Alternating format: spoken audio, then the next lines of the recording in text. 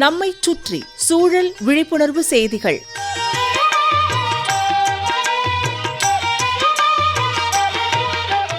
அன்புள்ள ரெங்கசாமி ஐயா அவர்களுக்கு உங்கள் மாணிக்கம் எழுதும் மடல். நலம் நலமறி ஆவல்.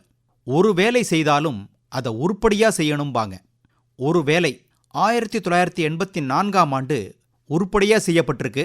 போபால் நகரத்தில் ஏற்பட்ட விஷவாயு கசிவுனால பலரும் உயிர் இழந்தனர். அன்று பல வருடங்களுக்கு முன்பு நிகழ்ந்த இந்த பேராபத்தினால இன்றளவும் அங்கு பிறக்கும் குழந்தைகளிடம் அந்த தாக்கம் இருக்கத்தான் செய்யுது. இது நடைபெற்றிருக்க கூடாது. நற்செயல்கள் நற்பணிகள் இப்படித்தான் நடைபெற்றிருக்கணும். நடந்திருந்தா போற்றுதற்குரிய செயலா பாராட்டப்பட்டிருக்கும். தீயவை வேண்டாதவை பொய் புரட்டெல்லாம் வேகமா பரவும். நல்லதெல்லாம் மெதுவாத்தான் நடைபெறும். இது போன்ற பாதிப்புகள் நடைபெறாமல் இப்பூ உலகை பாதுகாக்கணும். அது நம் ஒவ்வொருவருடைய கடமையாகும். இயற்கைக்கு எதிரான சட்டங்கள் பற்றிய விழிப்புணர்வை ஏற்படுத்தணும். அதற்காகத்தான் மாசு கட்டுப்பாட்டு தினம்லாம் கொண்டாடப்படுது. சுற்றுச்சூழல் விழிப்புணர்வு தினம்லாம் கொண்டாடுறோம்.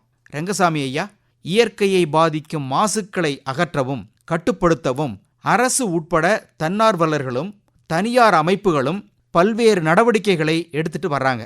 தனிமனித ஒத்துழைப்பு இல்லாமல் இந்த செயல்கள்லாம் வெற்றி பெறாது. ஒரு காலத்தில், ஏன் ஒரு 10 வருடத்துக்கு முன்னால நம்ம சாலைகளில் ஓடின வாகனங்களின் எண்ணிக்கைக்கும் இப்போ பயன்படுத்தப்படும் வாகனங்களின் எண்ணிக்கைக்கும் நிறைய வித்தியாசம் இருக்கு. ஏன் சாலைக்கு போறீங்க? நம்ம வீட்டிலையே எடுத்துங்க. அப்போ எத்தனை வாகனம் நம்ம வீட்டில் இருந்தது, இப்போ எத்தனை இருக்குன்னு எண்ணி பாருங்க. மிதிவண்டி சைக்கிள் தான் நமது முதன்மை வாகனமா இருந்தது முன்னாடி. இப்போ அது காட்சி பொருளாயிடுச்சு. சாலைகளில் பயன்படுத்தப்படும் வாகனங்களை அதிக புகை வெளியேறா வண்ணம் அவ்வப்போது பரிசோதிக்கணும், நல்ல முறையில் பராமரிக்கணும். தீமை செய்யும் தீங்கு விளைவிக்கும் வாயுக்களை வெளியிடும் குளிர்சாதன பெட்டிகளின் பயன்பாட்டை குறைக்கணும். இன்றைய சூழல்ல அவையெல்லாம் இல்லாமல் இருக்க முடியாது. ஆனால் பயன்பாட்டை குறைக்கலாமே. கழிவுகளை எரிக்கக்கூடாது. அவற்றை மக்க வைத்து மறுசுழற்சி செய்யலாம்.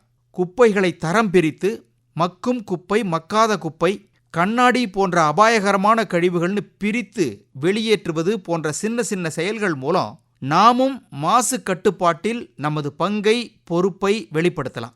மாசு ஏற்படாத சூழலை உருவாக்கலாம் அல்லது உருவாக்கும் முயற்சிக்கு பங்களிக்கலாம். ரெங்கசாமி ஐயா, வாகனங்கள் மட்டுமா சூழல் சீர்கேட்டுக்கு வழிவகுக்கின்றன?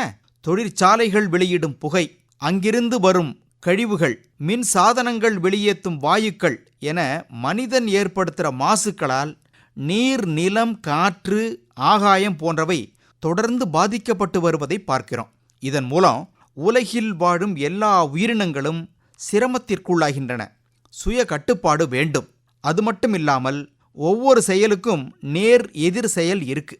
நற்செயலா வீட்டை சுற்றி இடம் உள்ளவர்கள் இருக்கும் இடத்துக்கு தகுந்தாப்புல ஒரு வேப்ப மரம், ஒரு முருங்கை மரம், பப்பாளி, வாழை, தென்னை மரம், எலுமிச்சை செடி, நெல்லிச்செடி, கறிவேப்பிலை, சீத்தாமரம், மாமரம், இப்படி ஒரு 10 மரக்கன்றுகளை நட்டு மரமாக்கிட்டா பசி என்ற பிணியும் அங்கு இருக்காது.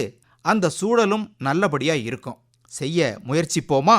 இப்படிக்கு மடல் மாணிக்கம்.